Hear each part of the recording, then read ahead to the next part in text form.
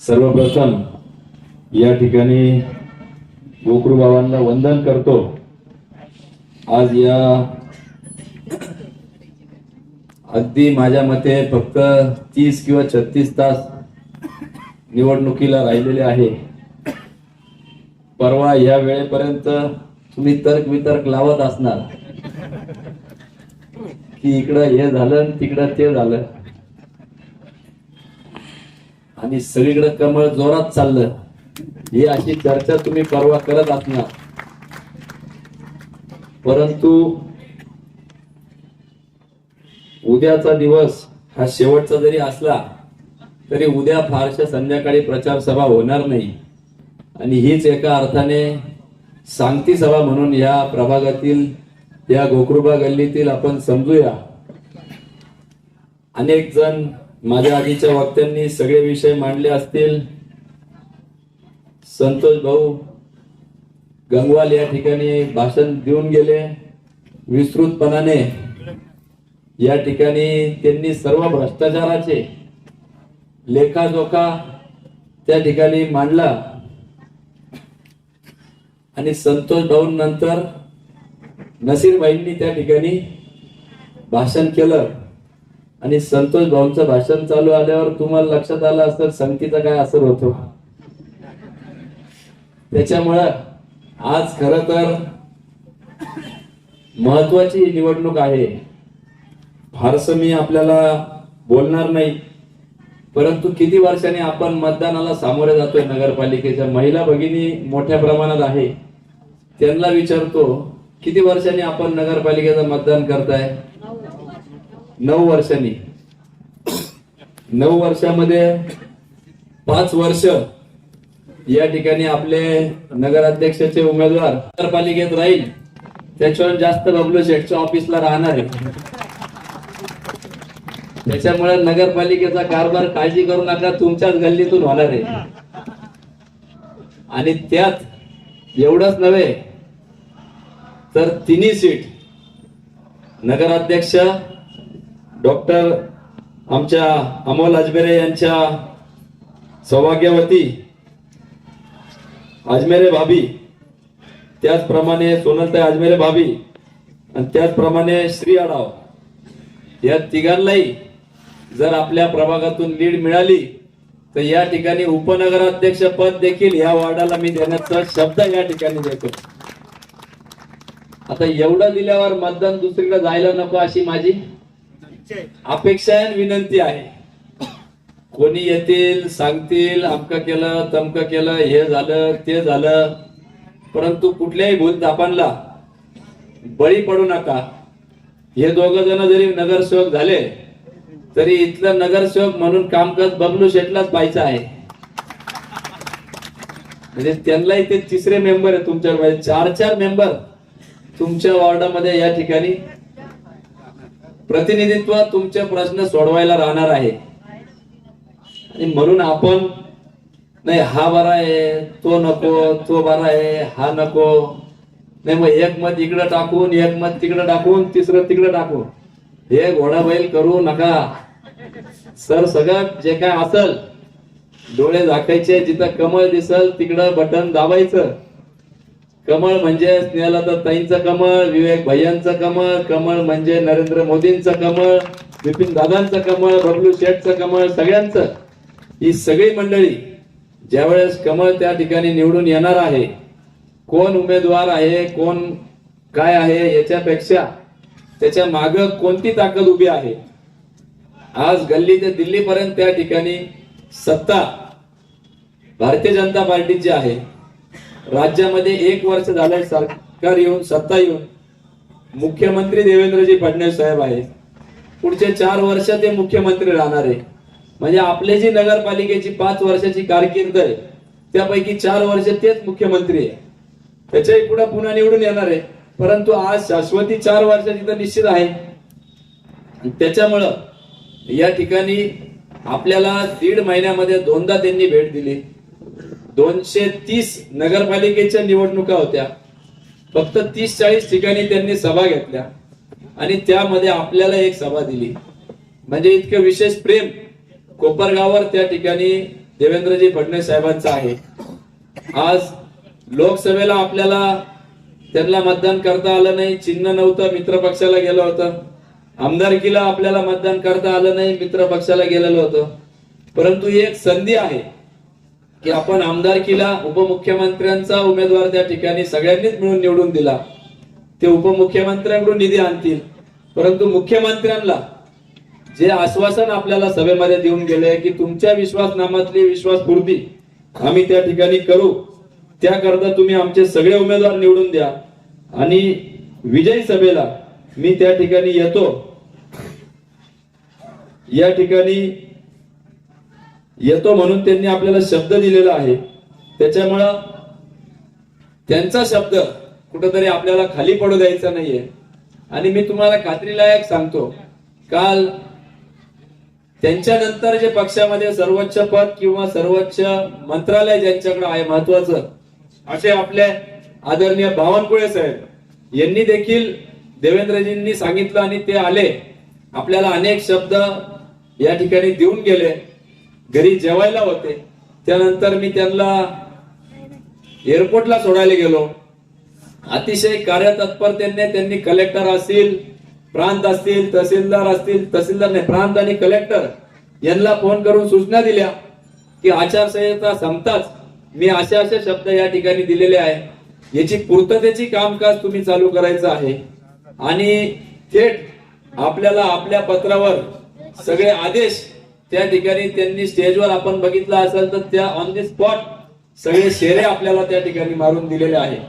म्हणून अतिशय भक्कमपणे त्या ठिकाणी आपल्या मागे पक्ष उभे आहे, पक्षातील नेतृत्व उभे आहे. त्यांनी आढावा देखील त्यांच्या विशिष्ट गुप्त यंत्रणेकडून फोनवर घेतला आणि मला सांगायला आनंद वाटतो की त्यामध्ये कोपरगावचे नगराध्यक्ष सहित 20-25 नगरसेवक आपले निवडून येत आहे अशी परिस्थिती आज झालेली आहे. परंतु जे काही थोडेफार राहत आहे त्याकरता आपल्या सगळ्यांनाच प्रयत्न या ठिकाणी प्रामाणिकपणे करायचा आहे. कारण की आज जर बघितलं तर राज्य पातळीवर जे काय विद्यमान आमदार महायुतीचे निवडून गेलेले तिकडच सगळा निधीचा ओघ आहे. आमचेही काही विरोधी आमदार त्या ठिकाणी सभागृहात आहे, ते भेटले का सांगता मला की अतिशय दयनीय अवस्था निधीची आमची झालेली आहे. कुठलंही काम घेऊन गेलं तर सत्ताधारी पक्षाकडे शेवटी स्वाभाविक आहे, ज्या भागातील आमदार किंवा लोकप्रतिनिधी किंवा पक्षाचा कार्यकर्ता निवडून गेला की तिथं लक्ष दिलं जातं. आणि म्हणून एक प्रामाणिक इच्छा आहे की आपल्याही भागाचा विकास आपल्याला करायचा असेल तर एक सूत्री कारभारासाठी नगराध्यक्ष निवडून येत आहे आपल्या, त्याकरता दोन्ही नगरसेवक निवडून गेले तर एक समन्वय राहील. नाहीतर 9 वर्षापूर्वी आपण खाली दिले 20 निवडून आणि वरती काय दाबलं सगळ्यांनी तुम्हाला माहितीये. त्या बॅटने असा कार्यक्रम केला आपला की आपल्याला कुठंच ठेवलं नाही, शहरातच. म्हणून आपल्याला स्टेडियमच्या म्हणजे आपल्याला काय सांगावं, आता टीका करून नाही, परंतु आपली अडचण झाली. आणि आज जर बघितलं तर टीकात्मक आपल्या विरोधकांमुळे आपल्यावर ते बोलत आहे. परंतु त्यानंतर त्याच्या आधी 13 होते, बबलू शेठ त्यावेळेस होते. तुम्ही जेव्हा बबलू शेठला 2011 निवडून दिलं 13 नव्हते, खरं तर 12, 1 आणि 13 कांबेकर साहेब एक होते. आणि कुठलीही मासिक मिटिंग असली का त्या ठिकाणी एखादा नाराज होऊन बसायचा आणि ते विषय आपल्याला मेजॉरिटीने पूर्ण करता येत नव्हते आणि त्याची मनधरणी करावी लागायची. म्हणजे जनतेचे प्रश्न बाजूला, ते नगरसेवकच सांभाळता नाकीन आले आम्हाला. 2 दिवस आधी बरोबर पुण्याला काम निघायचं एखाद्याचं, म्हणून त्याला परत थांबवा, मीटिंग पुढे करा आणि करा. नंतर 16ला तुम्ही 20 निवडून दिले, परंतु वरची विकेट आपली गेली आणि त्याच्यामुळे त्याही 5 वर्षामध्ये आपलं कामकाज झालं नाही. परत 21ला तो कार्यकाळ संपला आणि गेले 4 वर्ष 4.5 वर्ष आमदार आणि सीओ हे दोघच जण कारभार पाहत होते. आमदारांनी सांगायचं, सीओने ऐकायचं, एवढा सरळ स्पष्ट तो कारभार होता. परंतु कुठेही त्या ठिकाणी नगरसेवकांची मासिक मीटिंग घ्यायची आवश्यकता नाही, मेजॉरिटी नव्हती, नगरसेवक अस्तित्वातच नव्हते. आमदारांनी सांगायचं, नगर सीओने ऐकायचं. परंतु या 4 वर्षात काय झालं, सगळा लेखाजोखा आपल्या समोर मांडला.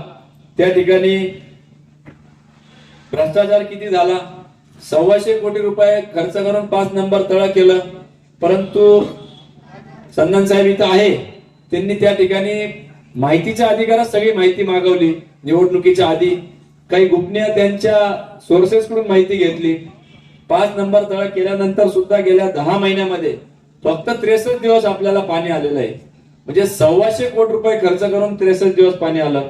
शेजारी संगमनेरच्या पाहुण्यांना फोन लावा, श्रीरामपूरच्या पाहुण्यांना फोन लावा, 365 दिवस रोज पाणी येतं संगमनेरला.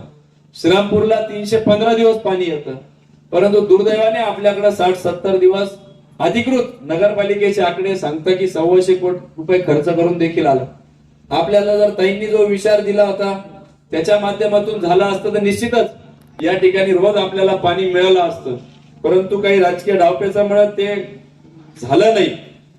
त्याचप्रमाणे या 4 वर्षामध्ये मृत जनावर विल्हेवाट लावण्याचे अंदाजे किती मृत जनावर विल्हेवाट लावली असेल नगरपालिकेने, प्रशासकांनी, म्हणजे आमदारांच्या कारकिर्दीमध्ये? आकडा आला का तुमच्यापर्यंत? 1000, 2000, 3000, 4000, 5000, 7000 मृत जनावर विल्हेवाट लावण्याचे बिल काढले. प्रत्यक्षात किती काढले, मृत जनावर किती मेले, काय झालं? परंतु 7000 मृत जनावर उचलून बाहेर टाकण्याचा एक खर्च नगरपालिकेने काढला या आमदारांच्या कारकिर्दीमध्ये. हे माहितीच्या अधिकारात कागद आहे, तुम्हाला पाहिजे तर देता येईल मला. त्याचप्रमाणे जे जिवंत जनावर आहे त्यांच्यासाठी कोंडवाडा केलेला आहे. त्याच्यावर नुसता पगाराचा 35-40 लाख रुपये खर्च झालेला आहे. आणि ते तिथं एकही जनावर दिसत नाही. तुम्ही जर संभाजी महाराज पुतळ्याजवळ गेले तर त्यांचं गेट टुगेदर असतं तिथं. त्यांना हुकवत गाडी चालवा लागते आपल्याला, बरोबर आहे ना? म्हणजे टाकळी नाका आहे, तिकडे आहे, बँक रोडला बसलेले असतात. आणि मग हे 40 लाख रुपये खर्च कशात झाले 4 वर्षामध्ये? त्याचप्रमाणे पेवर ब्लॉक आपल्याकडे देखील सुळसुळाट काही ठिकाणी म्हणतात मी हे काम केलं, ते काम केलं, काही काम केलंय असेल, पण त्याचा हेतू काय होता? आज जर आपण खासगी कॉन्ट्रॅक्टरकडे गेलो, पेवर ब्लॉक टाकायचा किती खर्च येतो? एका ब्रासला साधारण, अशोक भाऊ पण इथं आहे, साधारण 6,500-7,000 रुपये ब्रास मध्ये बसून मिळतात. परंतु नगरपालिकेचे बिल चंदन साहेबांनी जे माहितीच्या अधिकारात काढले त्याचं 11,500 ते 13,000 रुपये त्या ठिकाणी बिल निघाल्याचं धक्कादायक बाब लक्षात आली. सर्वाधिक या ठिकाणी भ्रष्टाचार आपल्याच प्रभागामध्ये झालेला आहे. त्याचप्रमाणे त्यांचे सुयसहाय्यक, ज्याला आपण पीए म्हणतो, मला महिला भगिनींना विचारायचं कुठे आहे, तुम्हाला कल्पना आहे का ते पीए? ताई ऍक्टिव्ह आहे, ताई चौकातच बसतात म्हणून ताईला माहिती आहे. ते जेलमध्ये रोज बेल पे बेल चालू आहे, पण बेलच होत नाही त्यांची. 2 महिने झाले जेलमध्ये. हे कायदा सुव्यवस्थेचे गप्पा करता. त्यांच्या पीएचा 2-3 कोटीचा बंगला त्या ठिकाणी चालू आहे. ती कशाच्या जीवावर चालू आहे? 5 कोटीचा विजूभाऊ सांगता. म्हणजे एवढ्या मोठ्या प्रमाणात भ्रष्टाचार जो झाला तो या ठिकाणी लोकांच्या नजरेत त्या ठिकाणी आलेला आहे. मगाशी नसीरबाईंनी सांगितलं 4000 कोटी भागिले आपल्या कोपरगाव तालुक्यातली लोकसंख्या केली तर प्रत्येकाला 1.25 लाख रुपये त्या ठिकाणी मिळतील. म्हणजे 4000 कोटी गेले कुठं नेमकी, हा खरं तर लोकांना पडलेला प्रश्न आहे. आणि त्याचप्रमाणे नसीरबाईंनी सांगितल्याप्रमाणे खरं तर 15-20 वर्ष आमदारकी त्यांच्या ताब्यामध्ये त्या ठिकाणी होती. मोठ्या प्रमाणात त्या ठिकाणी आमदार म्हणून त्यांची जबाबदारी होती. परंतु 10 वर्ष जेव्हा अशोक काळे आमदार होते, एकही प्रश्न न विचारलेला आमदार सभागृहामध्ये 288 मध्ये जर कोणी असेल तर आमदार अशोक काळे म्हणून त्या ठिकाणी नावलौकिक होते. 3650 दिवसात एकही प्रश्न विचारला नाही. 2% फक्त उपस्थिती सभागृहामध्ये होती. त्या उलट कोल्हेताईंनी 99% उपस्थिती होती. शेकडो प्रश्न सभागृहामध्ये त्या 5 वर्षामध्ये विचारले. आणि आजही आपण त्याच्यामुळे या सगळ्या गोष्टी लक्षात ठेवून या निवडणुकीला सामोरे गेलं पाहिजे. त्याचबरोबर उमेदवार जर बघितले तर आपले उमेदवार गेल्या 9 वर्षामध्ये, तसं तर ते फार 15-20 वर्षापासून सक्रिय सामाजिक कार्यामध्ये, 2006च्या पुरामध्ये दिसले असतील, भूकंप झाला त्यावेळेस त्या ठिकाणी गेले होते, खिलारीचा वेगवेगळ्या उपक्रमांमध्ये त्यांनी सहभाग नोंदवलेला आहे. परंतु ते 24 तास जनतेसाठी उपलब्ध आहे. आणि त्या उलट काकासाहेब कोयटे समोरचे उमेदवार 24 वर्ष जनतेसाठी विसर त्यांना पडलेला होता. त्याच पद्धतीने प्रत्येक संकटामध्ये आपत्तीमध्ये आपले उमेदवार हजर आहे, परंतु कुठल्याही संकटामध्ये स्वतः मैदानात समोरचा उमेदवार आपल्याला दिसलेला नाहीये. या ठिकाणी सहज उपलब्ध आपले उमेदवार आहे. त्या उलट घरात जाणं समोरच्या उमेदवाराचं अवघड आहे. खरं तर जपे हॉस्पिटल समोर साहेबांचं घर आहे. एक गेट उघडायचं, 2 पायऱ्या चढायच्या आणि घरात. त्या उलट समोर गेले तर आधी गेटवर 2 वॉचमॅन, 3 कुत्रे, अपॉइंटमेंट असेल तर तुम्हाला गेट मध्ये बोलवतील. म्हणजे सर्वसामान्य आपल्या या ठिकाणी नगरसेवक उमेदवार आहे. एकही केस त्यांच्या फॉर्म मध्ये पार्श्वभूमी एकही केस त्यांच्यावर नाही. त्या उलट समोरच्या उमेदवारांवर 7 केसेस त्या ठिकाणी आहे आणि त्याही केसेस 420 म्हणजे 420 म्हणतो ना आपण, फसवण्याचे, ठगेगिरी. नुसते कोपरगावात नाही, अख्ख्या महाराष्ट्रातून आहे. त्याच्या आधी जे 13 केसेस होते ते नील झालेले आहे. असो, त्याचप्रमाणे हे आपल्या जनतेसाठी उमेदवारी करताय. समोरचे उमेदवार स्वतःच्या स्वार्थासाठी त्या ठिकाणी उमेदवारी करताय. कारण आदल्या दिवशीपर्यंत आम्ही चर्चा करत होतो, डॉक्टर अजमेर यांचं सीट द्यायचंय म्हटलं आपल्याला. एकदम चांगलं म्हणे, फार छान फार छान, त्यांचं सीट दिलं पाहिजे म्हणे. म्हटलं ओके. आणि आता इथे प्रचार कोणाचा करताय? दुसऱ्या सीटात. आणि या ठिकाणी बबलू शेठ माझ्याकडे निरोप घेऊन आले होते. त्यांना खाली उमेदवारी करायची त्यांच्या घरातली, बरोबर आहे की नाही बबलू शेठ? आदल्या दिवशीपर्यंत चर्चा करत होतो आणि अचानक रात्रीतून असं काय घडलं आणि त्यांनी लगेच आपल्यावर त्या ठिकाणी विरोधकांच्या बाकावर जाऊन बसले. मी विचारलं, त्यांनी मला सांगितलं मला महामंडळाचा शब्द दिला, पण 8 एकच घातली की मला इथं उभं राहायला सांगितलं. ते इंटरव्ह्यू मध्ये सांगताय 1 लाख किलोमीटर रनिंग माझी गाडीची होती. मला खरं तर प्रश्न आहे की या 72 किलोमीटर रस्ते आपल्या शहरामध्ये तिथं किती ते फिरले, हा खरा प्रश्न त्यांना विचारला पाहिजे. त्याचप्रमाणे अनेक खरं तर मी बोलू शकतो. सामाजिक उपक्रमामध्ये आपले उमेदवार स्वतः त्या ठिकाणी असतात. समोरचे उमेदवार कधीही आपल्याला दिसत नाही. आपले उमेदवार सत्तेसाठी नव्हे तर सेवेसाठी त्या ठिकाणी आहे. परंतु समोरचे उमेदवार सत्तेच्या लोभापायी त्या ठिकाणी उमेदवारी करतायत. आजच बबलू शेठ माझे इंटरव्ह्यू घ्यायला एक मीडिया चॅनल आले होते. त्यांनी मला विचारलं की मी या राज्यामध्ये सर्वात तरुण नगराध्यक्ष पदाच्याही उमेदवाराचा इंटरव्ह्यू केला आणि 230 पैकी आता माझा इंटरव्ह्यू घेतल्यानंतर ते म्हणे की आता मी सगळ्यात वयस्कर उमेदवाराचा त्या ठिकाणी इंटरव्ह्यू करायला जाणार आहे. म्हणजे आपल्याला कोणाच्या वयावर अडचण नाहीये, परंतु त्या ठिकाणी त्यांनी मला प्रतिप्रश्न केला की तुम्ही त्यांच्या वयावर बोलले. मी म्हटलं मी कधीच त्यांच्या वयावर बोललो नाही, कारण की त्यांनी होऊन त्या ठिकाणी इंटरव्ह्यू मध्ये सांगितलं होतं. पत्रकारांनी आपल्याला प्रश्न विचारला होता की काकासाहेबांनी सांगितलं 76 वय, 3 टाइम इन्सुलिन घेतो, त्यांचं टर्म पूर्ण होतं, त्यांचं वय 81 होईल.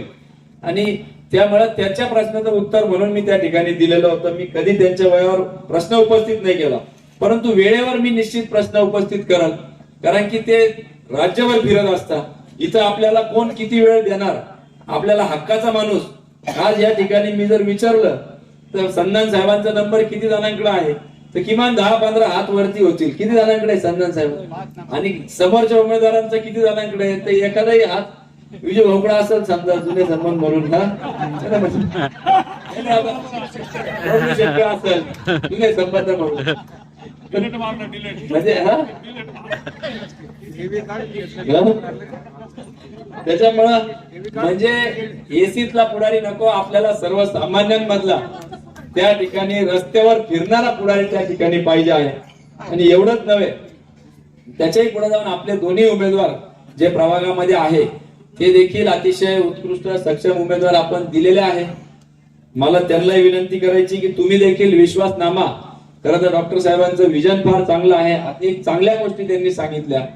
आम्ही देखील आमच्या विश्वासनामामध्ये नगरपालिका आपल्या दारी, जसं आता भेटलो तुम्ही म्हणतील ना तर 5 वर्ष दिसणार नाही, असले आम्ही नाही. मला 4 वर्षांनी परत मतं मागायला यायचंय तुमच्याकडे, त्याच्यामुळे मी त्या ठिकाणी येणार आहे.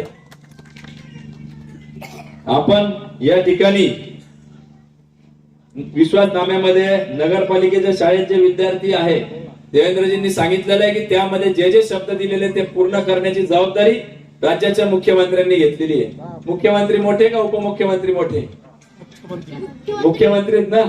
मुख्यमंत्र्यांनी ती शब्द दिलेला आपल्याला.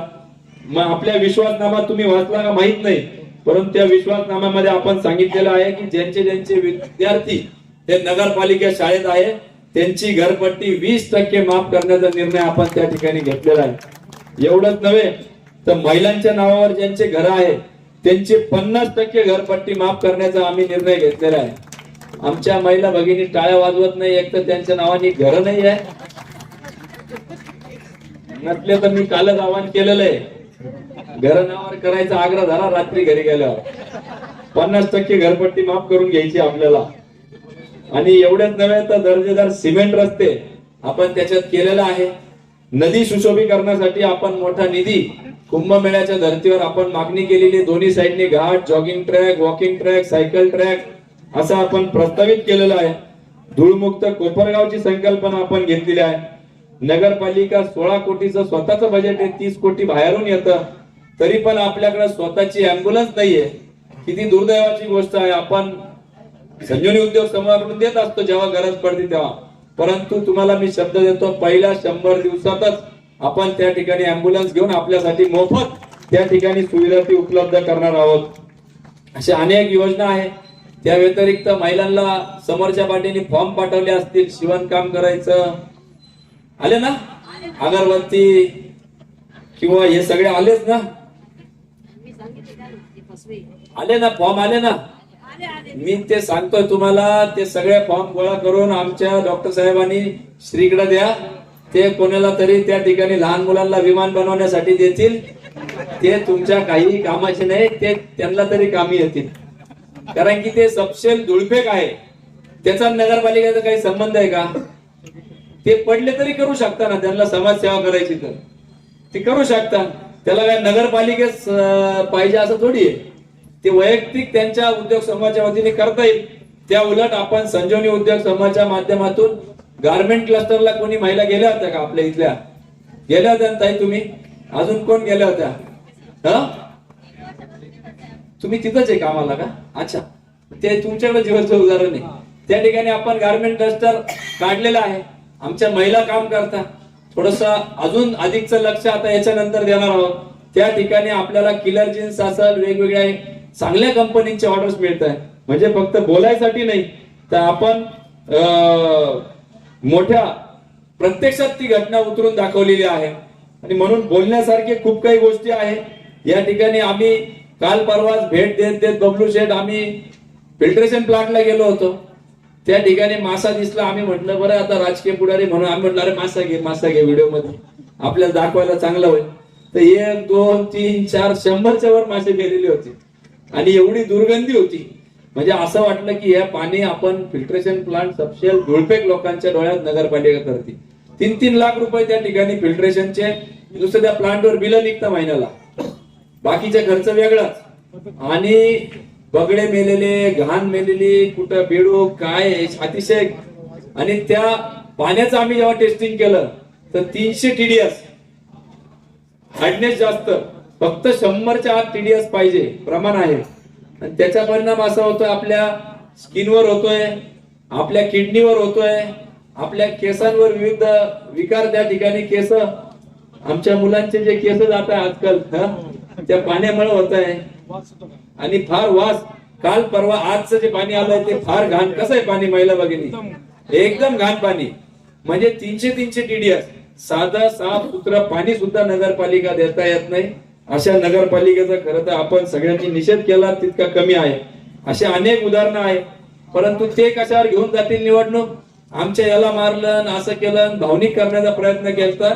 कशातही तथ्य त्या ठिकाणी नाही. त्यांच्या पायाखालची वाळू सरकलेली आहे.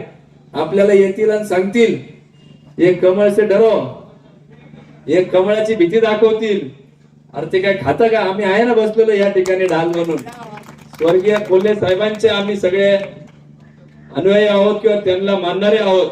त्याच्यामुळं या ठिकाणी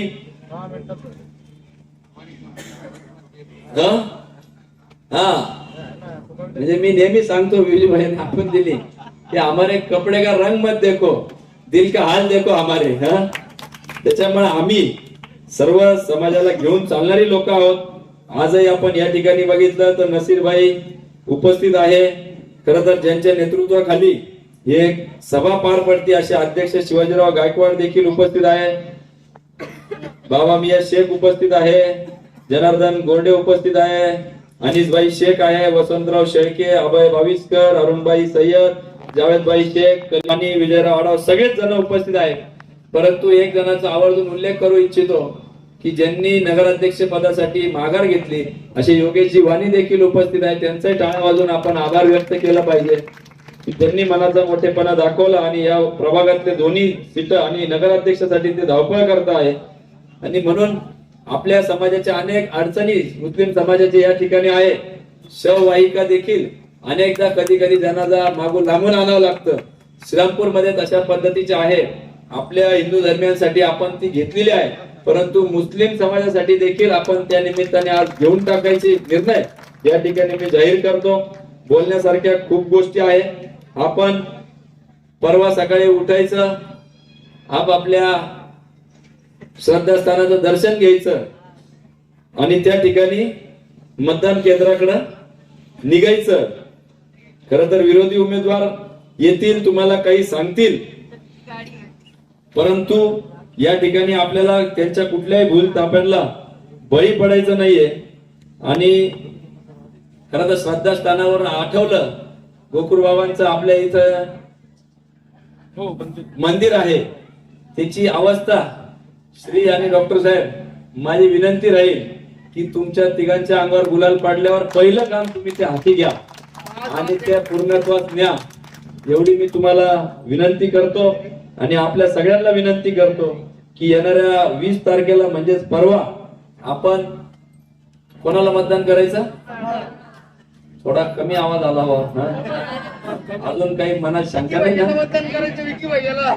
केंद्रात काय आहे, राज्यात काय आहे, पालकमंत्री कोणाचे, नगराध्यक्ष कोण पाहिजे, नगरसेवक कोण पाहिजे, एवढे सगळी जबाबदारी तुम्ही करा. सगळे दिलेले शब्द पूर्ण करायची जबाबदारी माझी राहील. एवढंच बोलतो आणि माझ्या आपल्याला मनावर थांबवतो. धन्यवाद. स्थिती बघितली तर सगळीकडे धूळ आहे, ती धूळ मुक्त करायची आहे. अशी एक ना अनेक विश्वासनामातली सर्व कामे करायची आहे. त्याचं पालकत्व आपले लाडके मुख्यमंत्री आदरणीय देवेंद्र फडणवीस साहेबांनी घेतलं आहे आणि त्याचाच काल पुनरुच्चार आपले बावनकुळे साहेबांनी पण केलेला आहे. म्हणून फार वेळ न घेता मी आपल्याला एक कळकळीची विनंती करतो की येत्या 20 तारखेला आपल्याला मतदान करायचं आहे.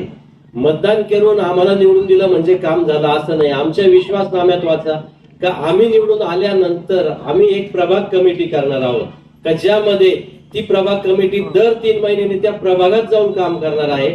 त्या प्रभाग कमिटीमध्ये त्या प्रभागातले 5 ते 7 जण असतील. समजा कोणी डॉक्टर असेल, सामाजिक कार्यकर्ता असेल, वकील असेल, इंजिनियर असतील, असे 5-7 जण प्लस त्या भागातले 2 नगरसेवक व नगराध्यक्ष यांची प्रभाग कमिटी दर 3 महिन्यांनी प्रभागात जाऊन कमिटी काम करणार आहे. त्या मीटिंगला पाणी पुरवठा अधिकारी, स्वच्छतेचे अधिकारी, बांधकाम, सीओ हे सगळे हजर राहतील, जेणेकरून आपले प्रश्न हे जागेवर सुटतील. म्हणजे आपल्याला नगरपालिकेत जावं लागणार नाही, आम्ही आपल्या दारात येणार आहोत. त्याकरिता मी आपल्याला सगळ्यांना कळकळीची विनंती करतो की या परिवर्तनामध्ये आपल्या सगळ्यांची साथ लागणार आहे. नुसते आपलेच नाही तर आपले मित्र असतील, आपले मित्र बाकीचे पाहुणे रावळे असतील, संबंधी असतील, या सगळ्यांना आपण हे सगळं समजून सांगायचं आहे का आपण आता 10 वर्ष मागे गेलेलो आहोत, अजून 5 वर्ष गेले तर पुढच्या पिढीचं प्रचंड नुकसान होणार आहे. म्हणून आपल्याला एक कळकळीची विनंती करतो की येत्या 20 तारखेला आपण आपला आशीर्वाद रूपी मत मी आणि माझ्या बरोबरचे जे 30 नगरसेवक उभे आहेत आणि या प्रभागात आजमेरे भाभी आणि श्री आढाव असे आम्ही 3 जण कमळ या चिन्हावर उभे आहोत आणि इतर प्रभागात कमळ आणि छत्री आहे आणि 4 नंबर मध्ये एक कपशी आहे. तर आपलं बहुमोल मत आम्हाला देऊन आम्हाला आपली सेवा करण्याकरिता निवडून द्यायचं आहे आणि मला विश्वास आहे की ते आपण करणार आणि आम्हाला प्रचंड बहुमताने निवडून देणार. कारण एवढं काम केल्यानंतर पुढचे 5 वर्ष आम्हाला आपलं काम करायचं आहे. म्हणून मी आपल्याला शेवटची विनंती करतो की 20 तारखेला कोणत्याही भूल थापांना बळी न पडता, आता बहिणी जसं सांगितलं, आजपासून रात्री येतील, दिवसा येतील, उद्या येतील, परंतु 20 तारखेला आपण स्वतः सद्विवेक बुद्धीने जाऊन कमळ या चिन्हासमोर 3 बटन दाबायचे आहे. एक बटन नगराध्यक्षाचं आहे आणि 2 नगरसेवकांचे आहे. कारण हे करत असताना 3ही कमळाचे बटन दाबायचे आहे. कारण नगराध्यक्ष आला आणि खालचं जर बहुमत नाही आलं तर उपयोग नाही आणि नगरसेवक बहुमतात आले, नगराध्यक्ष असले तरी काम होणार नाही. त्यामुळे मग आम्ही इथं किती बडबड केली आणि विश्वासनामा काढला तरी उपयोग होणार नाही. म्हणून आपल्याला विनंती करतो की आपण आपलं बहुमोल मत कमळ या चिन्ह समोरील दाबून आम्हाला प्रचंड बहुमताने निवडून द्यायचं आहे, हे मी आपल्याला विनंती करतो आणि माझे 2 शब्द संपवतो. जय. त्यामध्ये माझी पत्नी सोनल अजमेरे, आमचं मूल 2 वर्षाचं होतं त्यावेळेस, तरी देखील आम्ही कसली तमा न बाळगता रात्रंदिवस पेशंटची सेवा केली. आम्ही रात्री 2-2, 2:30 वाजता घरी जायचो, आंघोळ करायचो आणि मग आमच्या लहान मुलीला हातात घ्यायचो. अशा प्रकारचा सेवा धर्म आमचा आहे.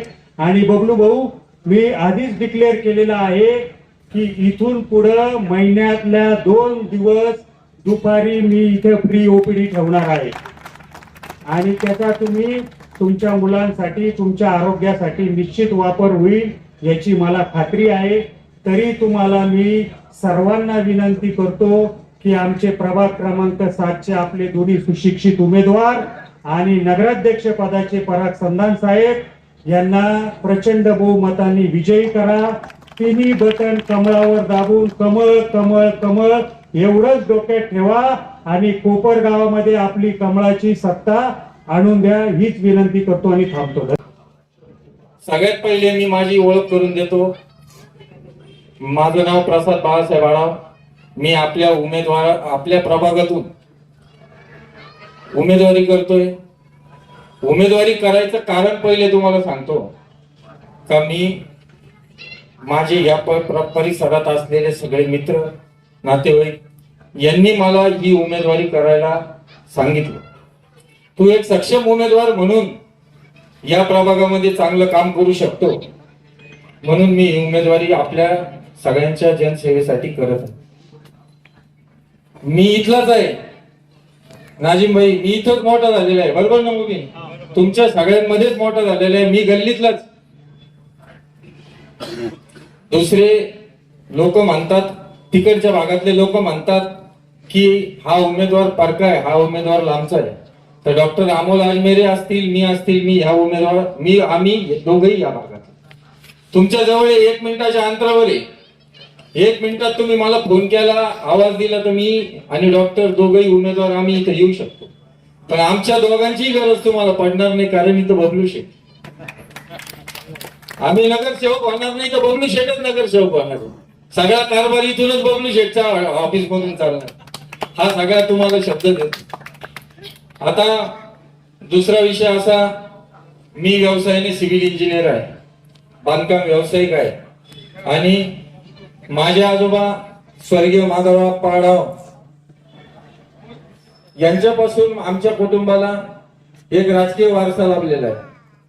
माझे आजोबा सर्वप्रथम लोकनियुक्त नगराध्यक्ष, तसेच सर्वात जास्त काळ या कोपरगाव नगरीचे लोक नगराध्यक्ष.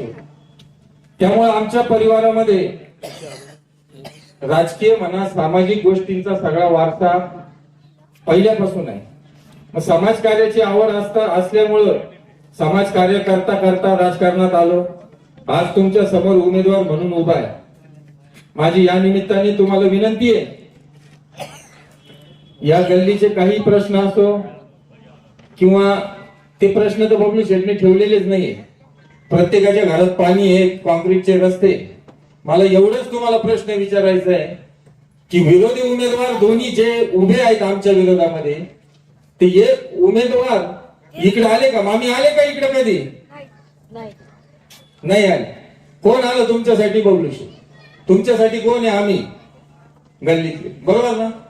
तर माझी तुम्हाला विनंती आहे की येणाऱ्या 20 तारखेला जी निवडणूक होणार आहे तिच्यामध्ये तुम्ही सर्वांनी मतरूपी आशीर्वाद आम्हाला द्यावा, आम्हाला बहुमताने निवडून द्यावं. माझ्यासोबत डॉक्टर अमोल अजमेरेंच्या आमच्या भगिनी सोनलताई अजमेरे आणि नगराध्यक्ष पदाचे उमेदवार परागजी संधान साहेब, असे 3ही उमेदवार तुम्ही भरघोस मताने विजयी करा. परवेज भाई आहे का? कधी फोन केला तरी उपलब्ध आहे बरं का. तुमच्यासाठी कायम सेवेत सदैव राहू, एवढंच या निमित्ताने सांगतो आणि थांबतो. धन्यवाद.